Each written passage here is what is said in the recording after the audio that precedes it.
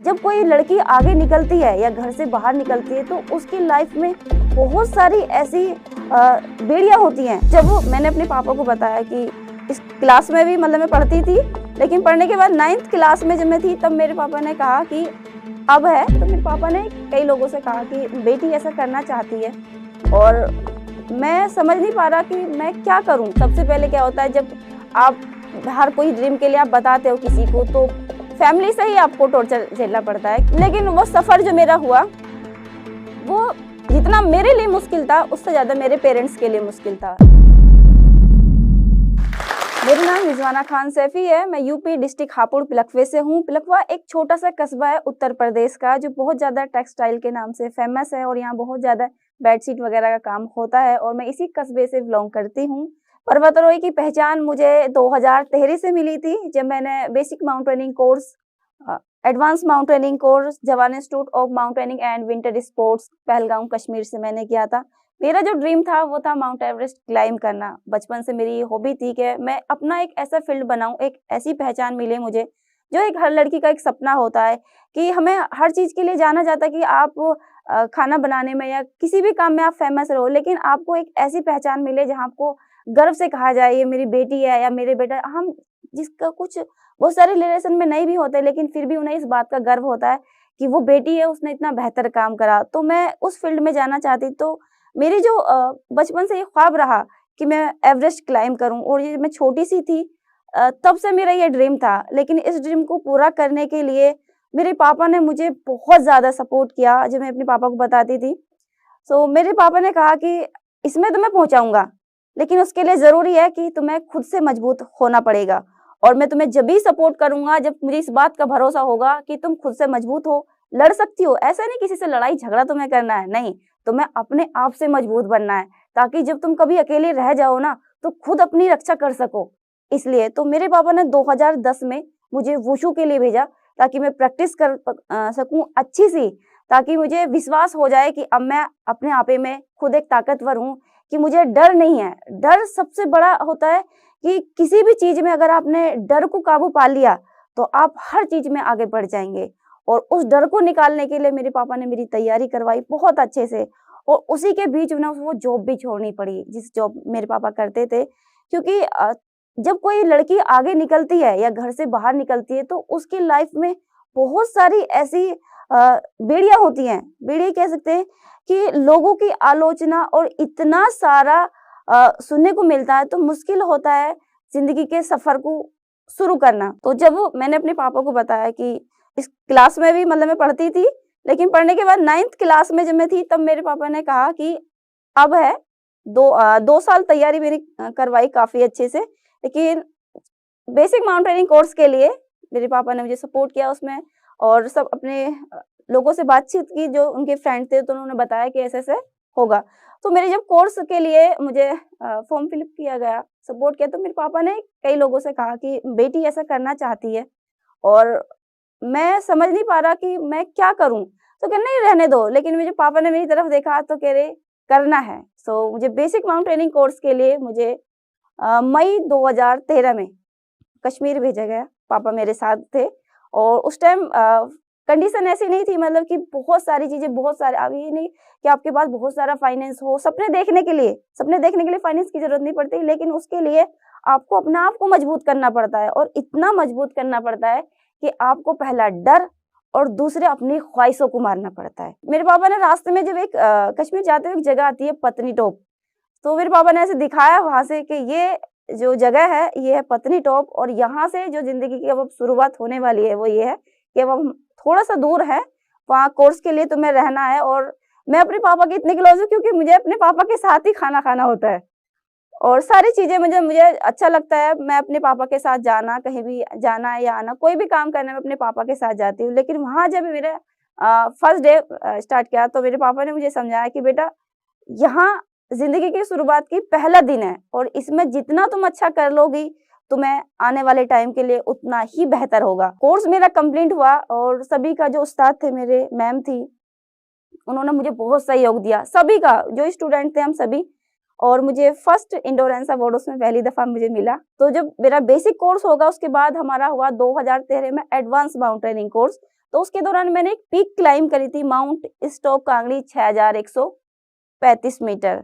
जब मैंने वो फतेह की स्टार्टिंग में थोड़ा मुश्किल हो रहा था, लेकिन जब हम फतेह के लिए रात को निकले थे, तो मुझे अपने पापा की बातें याद आ रही थी कि ज़िंदगी में जब शुरुआत होती है, तो मुश्किलों के साथ होती है, और जब एक बेटी को बाहर निकालते हैं, तो सबसे ज़्यादा उसके पेरेंट्स को होती है।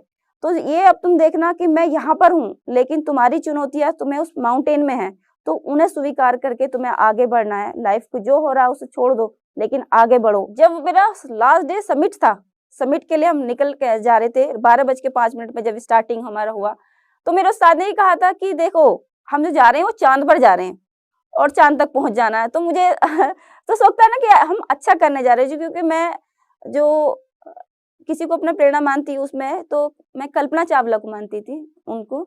तो उन्होंने जो मेरे पापा ही कहते कि वो चाँद पे गई हैं, वो भी बेटी थी, और तुम अपने एवरेस्ट पे जाओगी क्योंकि तुम भी बेटी हो, इसलिए मेहनत और विश्वास के साथ में आगे बढ़ना। तो जब हमारा समिट हुआ, तो मुझे अपने पापा की सारी बात याद आई। एहसास हुआ बहुत ज़्यादा कि आज मैं उस मुकाम तक पहुँची हूँ, जहाँ पे मुझे पहुँचना था। 2015 में मैंने माउंट गोलफ कांगड़ी फतेह किया था।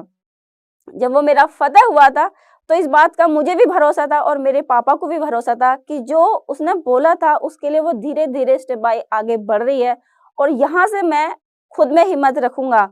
और पापा ने मेरी ने इतनी हिम्मत रखी कि बहुत सारी मुश्किलात था। सबसे पहले क्या होता है, जब आप हर कोई ड्रीम के लिए आप बताते हो किसी को, तो फैमिली से ही आपको टॉर्चर झेलना पड़ता है, क्योंकि जब तक हम कुछ करते नहीं है तो किसी को समझा भी नहीं सकते कि वो चीज़ क्या है। तो पहली प्रॉब्लम मेरी यही थी कि लोग समझ ही नहीं पा रहे मैं क्या करना चाह रही हूँ। लोग कहते थे पहाड़ चढ़ के क्या होगा? उससे क्या फ़ायदा हो? लेकिन किसी की पहचान मिलने के लिए, कि कोई पहचान बनाने के लिए आपको त्याग तो करना पड़ेगा।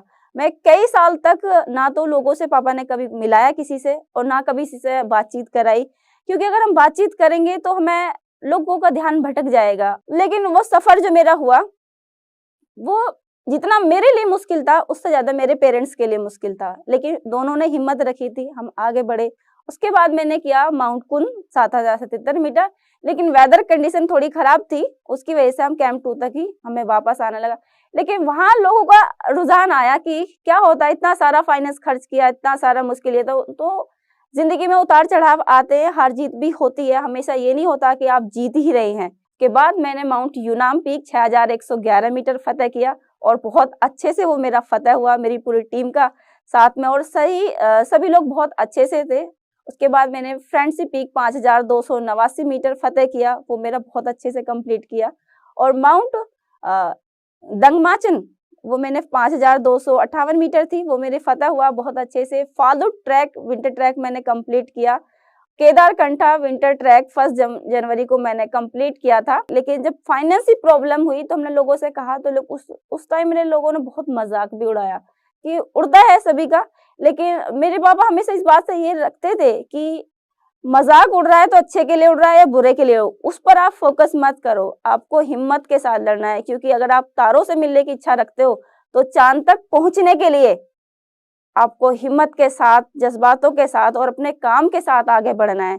और यहाँ से शुरुआत हुई मुश्किलों की, क्योंकि पहला टॉर्चर घर से, फिर आसपास से, और फिर बहुत सारे लोग जो आसपास होते ना, जब हम किसी से हेल्प के लिए किसी चीज़ के, तो वहाँ से जो हुआ, तो एक अलग रुझान आया कि मैं कभी ये सोचती थी मैं लड़की क्यों हूँ। मैं पापा से भी कहती थी मैं लड़की, काश मैं लड़का होती तो शायद मेरी जिंदगी में इतनी सारी मुश्किल नहीं आती। तो मेरे पापा कहते लड़का होना कौन सा आसान बात है, बहुत मुश्किल है सबके लिए, लेकिन तुम लड़की हो इसलिए तुम्हें ऐसा लग रहा है, भरोसा रखो, जीत तुम्हारी होगी। फर्स्ट बार जो मैंने हेल्प के लिए बोला, तो वीटोपीडिया से तनवीर भाई हैं, उन्होंने फर्स्ट आवाज़ मेरी उठाई, और फिर उस्मान सैफी जफर यूट्यूब द्वारा उन्होंने मेरी आवाज़ उठाई। लेकिन कुछ मेरी फंडिंग उसमें हुई 1,00,000 कुछ हज़ार की, तो वो मैंने एवरेस्ट के लिए अपनी जमा करी। सबसे मुश्किल काम जो होता है वो ये है कि स्पोर्ट्स में सपोर्ट नहीं मिलता, चाहे वो बाहर जाने के लिए हो या खिलाड़ी के लिए हो। तो मेरे लिए जो सपोर्ट नहीं मिला,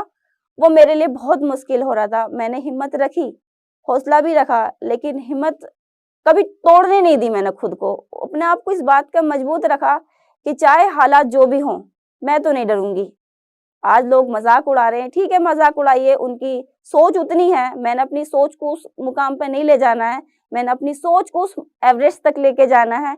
जहाँ से वो खूबसूरत सी दुनिया को देख सकूं, भारतीय तिरंगा फहराकर अपने देश का नाम रोशन करूं। उस हिम्मत को, हौसले को मैंने तोड़ने नहीं दिया। मैं तो सभी के लिए एक बात ही कहती हूँ कि ड्रीम तुम्हारा है, तुम्हें आगे बढ़ना है। तुम लोगों की बात सुनकर क्यों अपने कदमों को पीछे करते हो? ये दुनिया को देखो और अपने आप को ये मजबूताई से दिखाओ कि जिस दुनिया में हम हैं ना, ये खूबसूरत है। चंद लोगों के लिए क्यों इसे खराब कर रहे हो? इसे जियो और इतना आगे बढ़ो कि लोग गर्व करें कि हमें भी कुदरत बेटी दे।